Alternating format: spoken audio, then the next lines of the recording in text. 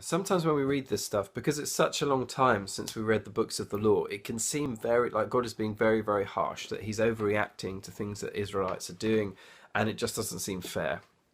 Actually, if you cast your mind back to reading Deuteronomy, Numbers, Leviticus, then constantly all the way through those books is this description that I'm going to be your God, and so this is what I want you to do, and this is how I want you to behave. And if you do this, then I will bless you, and it will be amazing. And through you, all the nations of the earth are going to be blessed. It's going to be incredible. You're going to be, everyone's going to be like, oh my word, the Israelites, I want to be one of those guys. Look, they get a relationship with God. But also it says, if you don't do these things, then I am a God of justice, and I will come and you will regret that, and I will bring judgment.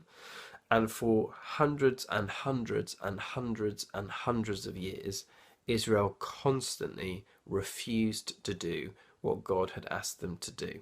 And he sends them the prophets, and he sends them people to rule them who are good-hearted. Most of the people don't do a very good job, the ones that end up being the kings. But ultimately Israel fail every hurdle.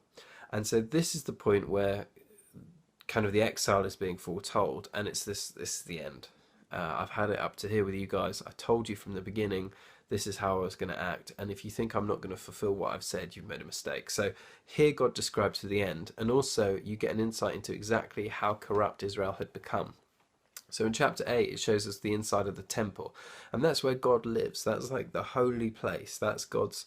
It's almost like the marriage bed, the marriage bed of a relationship. It's like this is the special place where God has come to put his presence. And right in that place, Israel are committing idolatry. Right in the heart of the temple where God himself lives, they are worshipping other gods. And it shows you that they have become corrupt right in their very heart. And so at that point, God chooses to turn away from them. The destruction that follows is a consequence of that. Ultimately, he's going to bring them back to himself, but it gives us an insight that what he said in Deuteronomy, he wasn't messing around. He really did mean for them to follow him in the way that he prescribed. Now we live under the new covenant, the New Testament. The same is true, but this time the promises, he means exactly what they say, but it's an incredible thing, which is I will always be faithful to you.